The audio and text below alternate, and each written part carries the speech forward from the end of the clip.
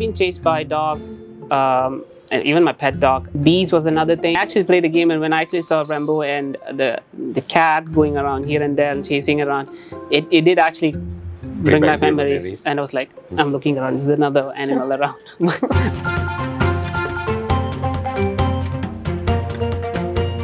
From the way I see it, open world here has the freedom to roam around. So you have a lot of moving pieces that players would do. You have the golden part, meaning you have the main quest that goes start to finish, and then you have all your side activities. The funny thing is you always assume players would do start, finish, main quest, but that's not really the thing. When you have open worlds, we actually realized by doing playtests, people hardly go through main quest too because they're so lost in the environment doing other stuff. So the challenge comes from actually covering the out of the box, not the main route kind of things. It becomes a very complex scenario because the freedom of you being able to do whatever you choose within the space allows you to have the freedom to do multiple things within the space. That creates a lot of testing for QA. So I would consider that the difficult part of it. But it's fun. It's because it is our culture. It feels like home. So the repetitiveness of doing all these things turn out to be kind of interesting and fun. It's in a way it is challenging and fruitful. But let's say, like tied to what Andrew mentioned, most of the stuff that we can actually do, we'll try to make it as modular as possible, so we can reuse a lot of assets here and there, and then combine and create the assets and environment. So that sort of logic has actually gone into the game. But in terms of characters, also we are to make sure that it kind of sticks to the actual IP, the aesthetic presence, the facial look, expressions. So from my side, I've had a lot of challenges that goes into rigging these characters, animating these characters, bringing up actual pipeline for this. Again, I was also like, I was coming into the game halfway through, and then had to settle out and figure out what's the best way for the team to move forward. So in a way, it has worked, and yes, things have been going in the right direction. So hopefully, it'll be good to see in the game. Majority of us grew up around villages or outskirts of the city, so most of our families grew up there. When the kids grow up, they tend to go out to the bigger cities because that's where you earn more money, to build more careers. But once a year during festive seasons, we use the word balik kampung as in to return home. So majority of us do return back to where we all belong and spend family time. It's like, for me, I grew up in Malacca, where when we consider village, I grew up in Malacca Portuguese settlement. So once a year, we have something called San Pedro in July, that is the feast of the fishermen, where most Eurasians in Malaysia go back to Malacca to celebrate this feast. And that's, for us, balik kampung. So the Malays have it during Raya, the Chinese have it during Chinese New Year, Indians have it during Deepavali. But it's mostly a festival thing where we as Malaysians come home to family to spend time together. Same in India. Again, I'm trying this. I always connect this from India and Malaysia. So in India, of course, like how Andrew mentioned about this part, I used to go from the city to my village location, and it's pretty nostalgic at that point, because you can actually see, of course, our relatives, our grandmothers, grandfathers, and we also go and say, hey, hi, how are you? That kind of feel. It kind of actually strengthens the relationship a lot, and it also brings a lot of memories, also a lot of good food. So I'd say that sort of a vibe has been put in the game as well. You can actually see the sort of interactions with older people, older generation, the younger generation, and how the things move forward. It's actually a good way to actually see the culture that way. So when I actually look into the game, that's the thing. Like when you do the fishing part, I also get. I also like the part where Upin Ipin runs around the road, the cycle, when they bike, when they go into the jungle. It kind of actually gives me a sort of a satisfaction. It feels like when I actually see the trees popping up, and there is very nice greenery and all that, the bark of the wood, and it gives the sand. I sometimes also gets a sense of smell. Can I imagine the smell? That brings you back a bit. I grew up in Kedah, Langkawi, and Malacca, so mostly mountains, sea, and villages. I would say like going around with a bicycle, playing your brother. I didn't really have a brother at that age to go out with, but I had friends around that age that we did the same thing. So Yep. I would go to lakes, I'll go mountain hiking, we will go fishing, we'll go barbecues at night, catching lala, just like Oh, burning, cooking at the side of the seas. Lala is muscle. Yeah. So the village lifestyle that resonated a lot with me because like that was my childhood. Living in Malaysia during a time where internet was not really a thing, where Yes. you would be slightly playing Ragnarok once in a while at the CC, but mostly it was outdoors, swimming, having fun with your friends. Yes. It was a very different bond than just at home and on TikTok these days. Yep. Catching fishes, finding these ant lions going here and there. But yeah, I mean, those are like very interesting, in-depth details to it. But I think the game really did capture a lot of these elements pretty much. I've been chased by, I don't know, for some reason, the animals have an affinity towards me in terms of chasing. I don't know for what, but I think probably I might have done something wrong, which I think I'm realizing it right now. But yes, I've been chased by dogs, and even my pet dog. I ran out of the neighborhood and my neighbors actually see. Yeah, for 1 hour I was not seen, and my neighbors started to, my mom and my parents started to like look around for me in the junction. They so because I hid in some other locality, and I was not coming out until the dog went away. Mm-hmm. So a couple of my neighbors saw that, and then they actually spoke to my parents, and they found me. That was the thing. And then bees was another thing, of course. Going near to this, yeah, you could see a lot of pineapple, the pineapple stuff that actually, the trees. The pineapple has humongous leaves, which you can see in the game. So beehives. Yeah, I didn't know that there was a beehive inside one of those, but I just went near it and I started to like fiddle around with the leaves, which disturbed the. Yeah, and that's what this was all happening in the village area. Trust me, and. Next to this, whatever that is happening, there was this small river. I just jumped into the river, and then that was a humongous scene. That part. The rooster also. I mean, Rambo. That's another state.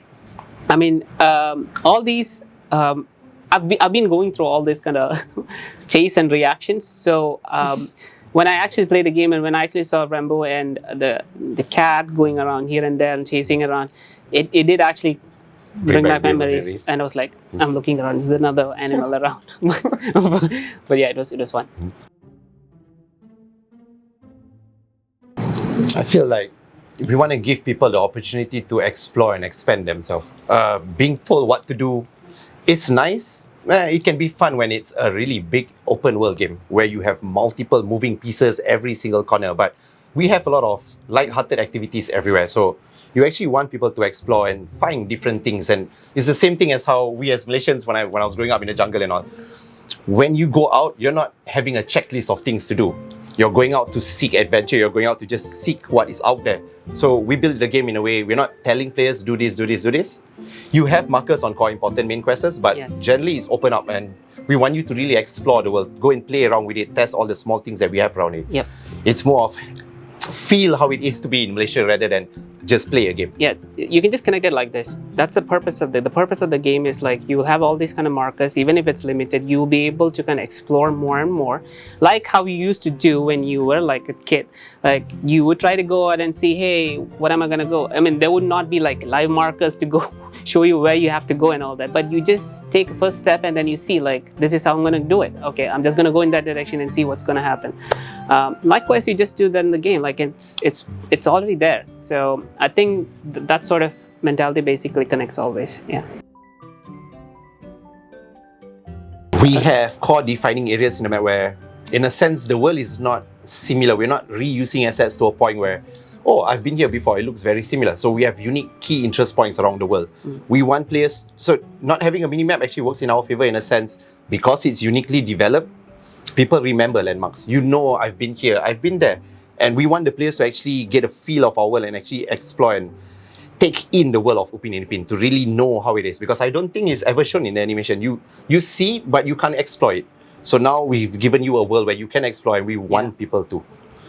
Yeah, that's the map is here, but yeah.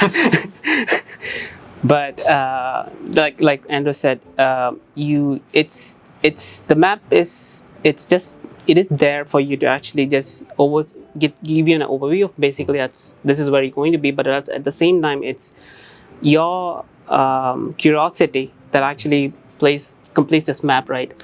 You know where it is actually going to be, but regardless, you'll just still go around and do some quests and do some sort of uh, uh, quest again, like, and then you get the reward, and then it'll just give you a sort of a satisfaction at this point, I think. But that's one thing, like you keep remembering stuff once you can keep doing these here and there. But eventually you'll kind of find the map to be super amazing, and that's the thing. I think for me personally, those games are very Asian. So I grew up remember playing something called Batu Sembilan, where you would carry stones and throw it up and catch it halfway through. One day it'll be a DLC. But gasing, I grew up playing a lot of top. So when we talk about American culture, you have tops. They used to play it, but Yep. we call it gasing here. So it's the same thing. It's made by bamboo, most of it made by wood. Yep. But the fun of it was mostly it was the bonding with friends. Yep. So you didn't have internet. Not all of us could afford video games, and have consoles at home. So the bonding out, the playing different small mini games was ways we passed our time, and it was a very fun way to interact with one another. It was challenging in a sense, but not to a point you would create a very intense environment. It was just challenge enough that we would spend more time together. Yep. So I found that as an interesting point. So I'd say in the game too, this sort of event where like you actually, you can see the cooking happening, the events basically taking you to that sort of a process.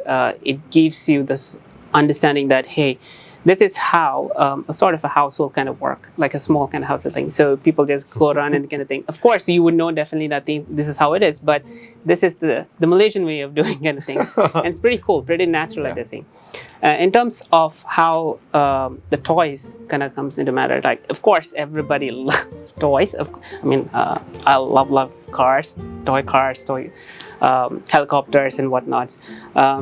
Again, when I saw the RC cars in this, of course, man, that did actually bring back memories a lot. I really love toy cars. I really love to have like all these four-wheel drive stuff that actually goes in the dirt and jump across bumps. And I can actually tell you this, I even did one of the similar stuff that you can do in this game, which I actually did in real life, which is actually keeping a humongous plank, like a big ass plank, ramp. And my neighbor was like the opposite. The wall was like this high, and the ramp was like this high. And I actually, with the RC car, just went down. It went all the way to the neighbor's house, right? So these kind of things, of course, the neighbors didn't get. They knew that I was kind of doing this kind of naughty stuff, but but they came back to me. But the thing is, I'm saying like the game also encapsulates all these kind of mini moments. Yes, mini moments, and you can actually play around with your friends and see how it actually works around, and you get the fun element out of it. So I'd say it is a pretty well designed. Malaysia doesn't have 4 seasons, but I do believe we have multiple seasons in weather. So sunny is really sunny, cloudy is really cloudy, rainy is really heavy. So I consider that seasons here. So we put it into the game to show the different moods of the days. Yes, exactly. India and Malaysia have the same weather. I'm telling you, it's exactly the same weather systems.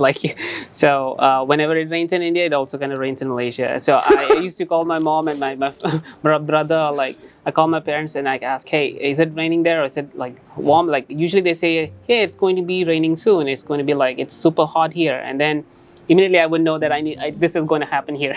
So the same stuff that actually all this logic is basically encapsulated in this game. It actually gives you a sort of that sort of I am living the moment, or like I am actually living this. And sometimes when you play also, and when in the game and it actually rains, and it also rains outside, it was like, whoa, this is cool, yeah. Funny story, when it rains near the waterfall, in Upin Ipin, you kind of have this calmness in darkness feeling where it's cloudy, but like really beautiful at the same time. I really like that feeling because I grew up having a lot of that memories. Just sitting near the lake and just having rain with fog. And it looks really wonderful. It's pretty chill. The water falling on the leaves and then that kind of sound, it just actually gives you, and the scent and aroma, it's always there. Yeah. I think I'll say everyone. Every one of it. But because I can't pinpoint it, because every cinematic sequence has its own challenges. All right. But I'll say amongst the cutscenes, I'd say the intro was one of the one challenging part where a lot of things had to like, especially in terms of animation and in terms of rigging. We figured out a lot of solutions for a lot of issues that was coming up, and that actually paved the base for the other two cutscenes. So it was pretty much fast at that point. So I'd say in intro we worked a lot, and that was the most challenging, I'd say. Cool and funny story. When my team was doing QA, we were going around the main part of the story. We were doing all the main quests, and we were finding there was nothing really wrong out of the general things that you would find. So we have something called Studio Babies, where our managers and other people around us have kids. So we brought them in to do a set of playtests. And the funny thing would be, there's a girl named Zia, which is Alexander's daughter. And the cute thing that she did was, she took the bicycle and she started going through the cats. Because in her logic was, I just want to go straight. The cat is in my way. And then the bicycle started flipping out of the world. And we were like, wow, what's going on? So that's when we realized, oh my God, we're not playing this game like kids. That is where we realized kids would do things so different from what we imagined. The imaginary mindset that they have is so expensive. But that is where we realized we need to get more kids in here, more kids playing this game, because there are things that they would do that we adults don't catch, that we adults would never do, never cross our mind. And having kids on board really expanded our scope of QA. It made us cover things that we as adults do not notice, but kids would do in games. Okay, I'd say, first of all, kids, you just need to have fun. Okay, that's the most important thing. Anything that is like happening in the game, like, you know, you're jumping into the river and all that, again, without your parents' supervision, you should not do it like outside as well. But then again, this is for you to see how the world is around you. So wherever you are, you will know that in Malaysia, the landscape, the trees, the animals, people around, the culture, the food, always connects it in this way. So you will know these things, and by playing this game, you would have a sort of an understanding, and you will learn that this is how things are, or this is how it's going to be when you are kind of visiting Malaysia, for instance. And we've tried to actually capture this as much as possible, so just have fun.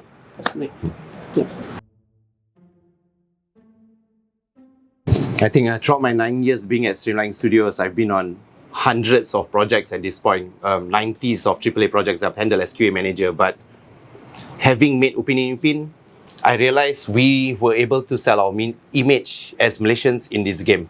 And that was something very special for me, because like my whole life, I never thought I would be in this space. I never thought I'll be on AAA. And I never thought there will come a day where I'll get to show Malaysia in a game to people like me all across the world. So like that was like a very strong selling point for me. A lot of people tell me this throughout the years, I'm QA, I don't get my hands on to things. But I like to tell my team's analogy that I find funny. So when you go to a shop and you buy a product, you expect it to come perfect. There is a person at the back end called QA that is looking into that product, that is making it perfect for you. You might not always get the thanks, but you do get the satisfaction of knowing you delivered something people want. You gave somebody exactly what they wanted. So in that sense, if you're a disciplined person, if you're very well focused, QA is the perfect role for you. Yeah. So for me, I've reached to this current role of technical art director from being a rigging artist as a base. So I was a rigger before, then I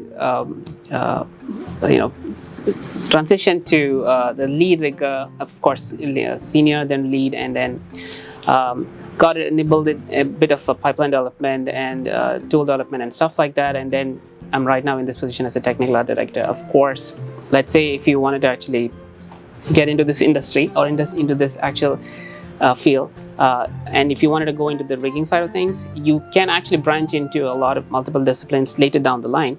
But if you want to stick with rigging as well, you can actually go and learn a lot of the type of softwares, how we want to actually rig characters. You can actually create a lot of things in different softwares, but it is how and what you specialize in, what softwares, right? That's important thing. So take it slow, learn it and understand, and then you execute it, and you just learn from your mistakes and build up that portfolio. That's how you actually want to be. And I think for this game itself also, I've had communications with the rigging team, animation team, the development team a lot, and more importantly the QA team, my Machahia, and we've been going back and forth to make sure every second, every frame is worth the effort, right? So that's how we actually build this game. Of course, things can be improved. Yes, I'm not saying it cannot be, but it has reached to this point, and I think it's being with so much of blood, sweat, and tears at this point. So yes, I think you can make it. I'll say from Streamline Studios and Last Copa, I think we put our passion, soul, and blood into this game. We want the community and everyone, new and old, to actually experience what we feel. See our passion, see Malaysia for yourself, and like have a really good time. I'd say, like Andrew mentioned, just try the game to see how it actually feels.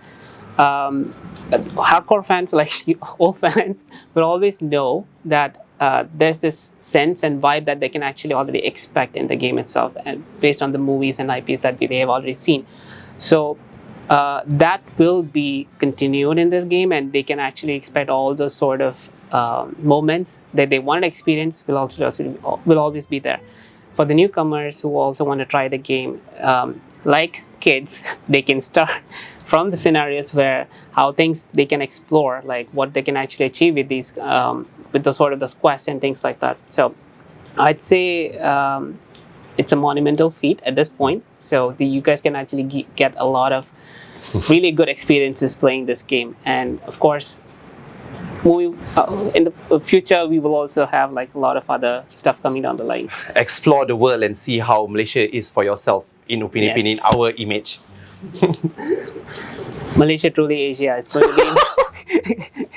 It's going to be Malaysia truly Asia. Yeah, it's going to be in this game, so you can actually see what actually truly Asia means. And just have fun. Yay! Yeah.